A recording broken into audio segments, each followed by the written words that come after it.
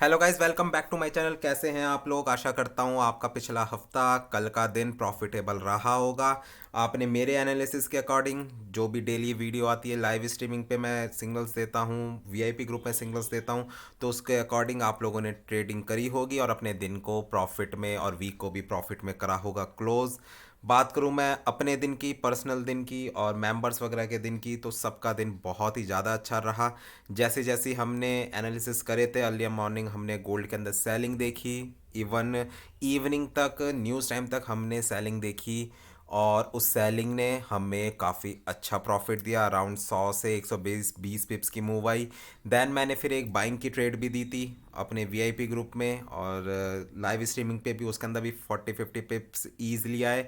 और even late night तक वो बार बार 2030-32 के एरिया से बार बार 36-37 तक जा रही थी मार्केट, और बार बार हमें स्कैल्पिंग के मौके दे रही थी। एंड होपफुली आप लोगों ने उस स्कैल्पिंग के मौके को नहीं छोड़ा होगा और अपने दिन को एक बहुत अच्छे प्रॉफिट में करा होगा क्लोज। और फिर लेट नाइट मींस 1-1:30 करीब जब मार्केट 2015-16 पर आई, तो सडन मैंने अपने वीआईपी ग्रुप में सिग्नल दिया कि आप लोग बाय कर सकते हो। स्कैल्पिंग बाई थी, बड़े लॉट के साथ मैंने बाइंग करने के लिए बोला था, और सबने आई होप मेरी इंस्ट्रक्शंस को फॉलो करा होगा और अकॉर्डिंगली अपनी ट्रेड्स को मैनेज करके अपने वीक को कर दिया होगा क्लोज। और गाइज देखो, मैं आपको यही चीज़ मैं समझाता हूँ। ठीक है, मार्केट एफ टाइम पर वेंसडे थर्सडे वाले दिन गई ऊपर, बट इसका मतलब ये नहीं होता मार्केट सीधा 2100, 2000, 70, 80 पहुँच जाएगी। काफ़ी लोग आते हैं जो बोलते हैं ठीक है 2070 जाएगी, 80 जाएगी, बट ये नहीं था कि कल ही चली जाएगी, क्योंकि मार्केट के अंदर रिट्रेसमेंट अभी पेंडिंग थी। और मैं हर बार बोलता हूँ, गोल्ड हमेशा अपने लेवल्स की रिस्पेक्ट करता है, कभी भी वन डायरेक्शनल नहीं भागता। एक दिन भागेगा, 2 दिन भागेगा, बट तीसरे दिन वो रिट्रेसमेंट के लिए नीचे ज़रूर आएगा, हमारे लेवल तक आएगा ही आएगा। तो गोल्ड की यही खासियत होती है, तो इस चीज़ को समझो। लॉन्ग टर्म में ट्रेड्स करनी, एनालिसिस करने, ठीक है एनालिसिस करने चाहिए, बट उसके अकॉर्डिंग इंट्राडे में ट्रेडिंग नहीं करनी चाहिए। इंट्राडे में इंट्राडे के लेवल्स देखो, मूवमेंट समझो, सेशन समझो, कितनी वॉलेटिलिटी आ रही है मार्केट में और कितने चांसेस हैं मार्केट के अप जाने के। कल जब मार्केट ने 2045-48 को ब्रेक नहीं कर पाई, तो उसी टाइम पर इंडिकेशन वो मिल गई थी कि मार्केट बाइंग की तरफ नहीं जाएगी, नहीं ब्रेक कर पाएगी मार्केट। अगर करना होता तो मार्केट जब 2040 और 42 मार्केट ने ब्रेक करा, उसी टाइम पे ही मार्केट 2050 पे पहुंच जाती।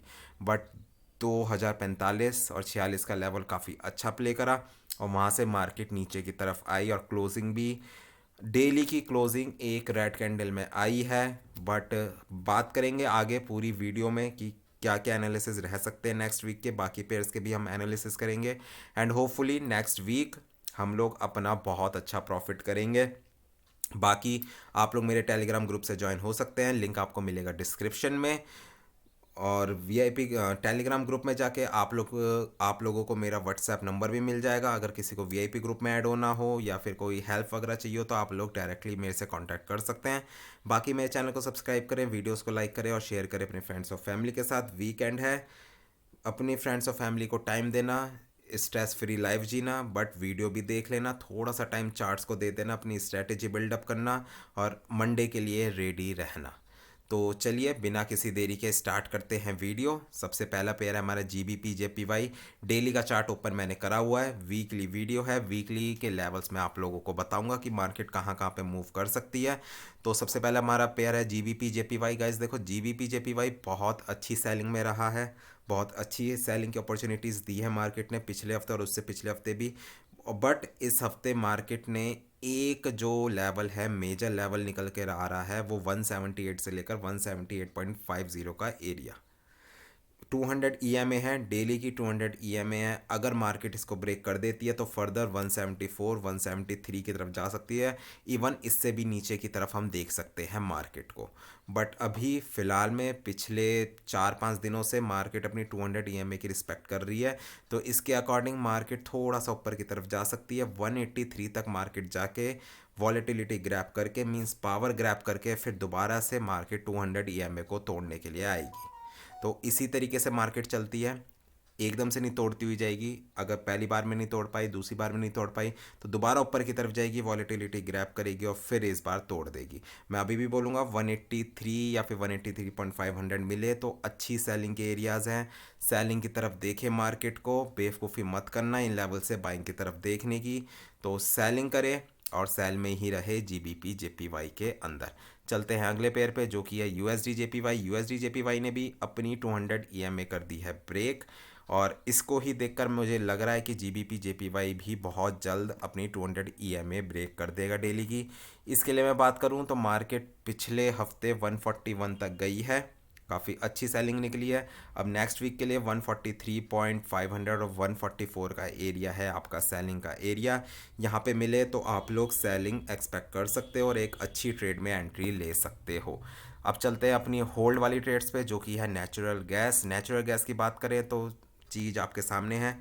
4 ट्रेड्स मेरी ओपन है, 2.2425 के लेवल से एक मैंने ट्रेड ओपन रखी हुई है जो कि अभी प्रॉफिट में चल रही है, और मेरा टारगेट जो है इसके अंदर करीब करीब 4 का है।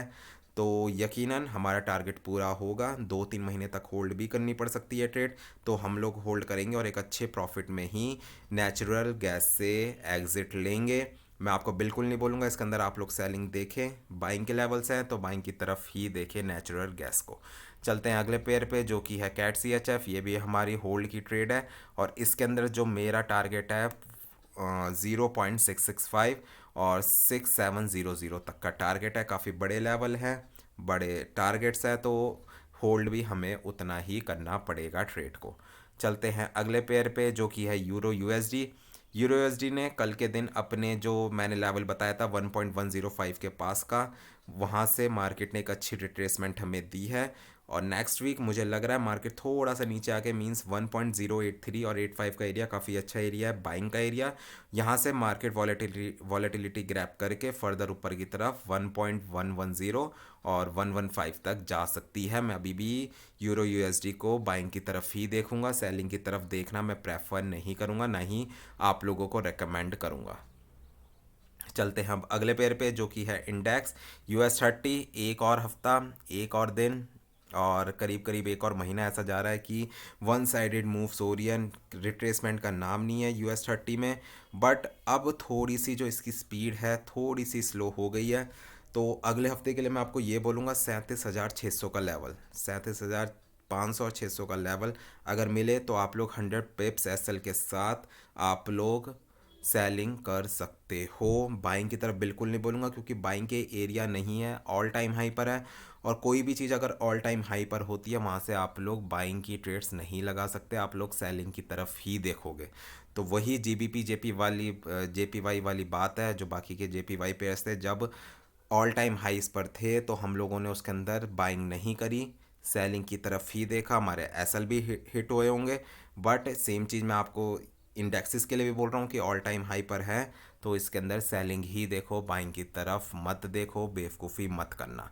तो 37,500 और 600 का लेवल है आपका सेलिंग लेवल, और टारगेट इसके करीब करीब 36,500 36,400 तक के हो सकते हैं। चलते हैं अगले पेयर पे जो कि है नैस्डैक। नैस्डैक ने अपना 16,700-800 का लेवल काफ़ी अच्छे तरीके से रिस्पेक्ट दी है। तो अगले हफ्ते 16,800 या फिर 850 मिले तो वहाँ से आप लोग सेलिंग एक्सपेक्ट कर सकते हो, और टारगेट इसका करीब करीब 15,800 और 16,000 तक का ईजिली हो सकता है। तो 500-600 पिप्स आपको सेलिंग में मिल सकते हैं, तो सेलिंग की तरफ ही देखें, बाइंग की तरफ मत देखना, क्योंकि ऑल टाइम हाइस पर है मार्केट। सेम चीज़ जैसे US30 था, सेम चीज़ इसके साथ भी है। चलते हैं अगले पेयर पे जो कि है GR30। GR30 के अंदर आपको धीरे धीरे अब सेलिंग की सिग्नल्स और सेलिंग की कैंडल्स देखने को मिल गई होगी, मिल रही है। पिछले 2 दिन से रेड कैंडल्स क्लोज हुई है और इवन ऊपर से रिजेक्शन भी अच्छी मिल रही है। ऊपर के रिजेक्शन का मतलब है 16,900 और 950 का लेवल। यहाँ पे अगर आपको अगले हफ्ते भी मिले तो आप लोग सेलिंग कर सकते हो। सेम चीज़ जैसे इसके अंदर अब सेलिंग की कैंडल्स हमें विजिबल हो रही है, सेम चीज़ अब हमें US30 और नैस्डैक के अंदर भी देखने को मिल सकती है। तो 16,900 से आप लोग सेलिंग कर सकते हो नेक्स्ट वीक के लिए। टारगेट इसके 16,400 और 16,200 तक के हो सकते हैं GER30 के लिए। चलते हैं अगले पेयर पे जो कि हमारा ऑयल। ऑयल को भी मैंने बाइंग के लिए ही बोला था, बाइंग की तरफ गई भी मार्केट। जो मैंने लेवल बोला था करीब करीब 70.64 के करीब का, वहाँ तक मार्केट आई। 70 का लेवल मैंने आपको बोला था डेली एनालिसिस वीडियो में। वहाँ से मार्केट ने एक अच्छी बाइंग का सिग्नल दिया है और अगले हफ्ते मुझे मार्केट 75 और 76 तक जाती हुई नज़र आ रही है। तो 69 या फिर 69.50 मिले मार्केट तो आप लोग बाइंग की तरफ बैठ सकते हो।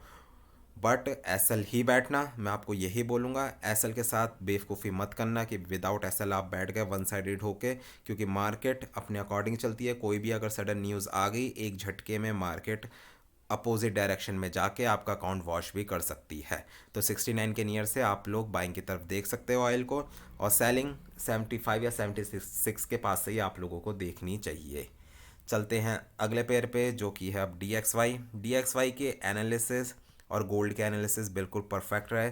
परसों की डेली एनालिसिस वीडियो में मैंने यही बोला था, जो फ्राइडे वाले दिन गोल्ड मूव करेगा वो DXY के अकॉर्डिंग करेगा। DXY को मैंने आपको बोला था 102.600 700 तक की रिट्रेसमेंट मुझे नज़र आ रही है, और मार्केट वहाँ तक गई भी। जो मैंने आपको सेलिंग के सिग्नल्स दिए, दैन फिर मैंने बाइंग के सिग्नल्स दिए, सब कुछ मैंने DXY को देखकर ही बोला था। और इवन जब न्यूज़ भी आई उस टाइम पे मैंने ये बोला था, जब मार्केट 2035-36 पर आई, तो मैंने यही बोला था जल्दबाजी मत करना सेलिंग के लिए, बाइंग के लिए, क्योंकि मुझे पता था मार्केट 2025-26 तक आएगी और उसके बाद ही थोड़ी बहुत बाइंग की तरफ जा सकती है। और जैसे ही मुझे बाइंग का सिग्नल दिखा, DXY सपोर्ट रेजिस्टेंस पे आया, तब ही मैंने आप लोगों को बाइंग का सिग्नल दिया था। तो नेक्स्ट वीक मुझे मार्केट थोड़ा सा और ऊपर जाती हुई लग रही है, 103 तक जा सकती है और फिर उसके बाद नीचे की तरफ आ सकती है। तो 103 से लेकर 102 का 2 की रेंज में मार्केट प्ले कर सकती है। तो सीधा चलते हैं अब गोल्ड के चार्ट पे और देखते हैं गोल्ड नेक्स्ट वीक क्या कर सकता है। गोल्ड ने अपना 2050 और 45 का लेवल, 2045 2050 के लेवल की करी है बहुत अच्छी रिस्पेक्ट, बहुत अच्छा लेवल है। और मुझे नेक्स्ट वीक भी अब सेम चीज़ यही लग रही है। अगर ये वाला लेवल दोबारा से मार्केट रिस्पेक्ट देती है तो आपके लिए सेलिंग का जोन बनेगा 2052 के पास से। 2048 से लेकर 52 के एरिया पे मिले तो आप लोगों को करनी है बाइंग, सेलिंग। और अगर मार्केट आपको पहला टारगेट में आप मुझे लग रहा है मार्केट दोबारा से 1980 और उस 1990 तक ईज़िली जा सकती है।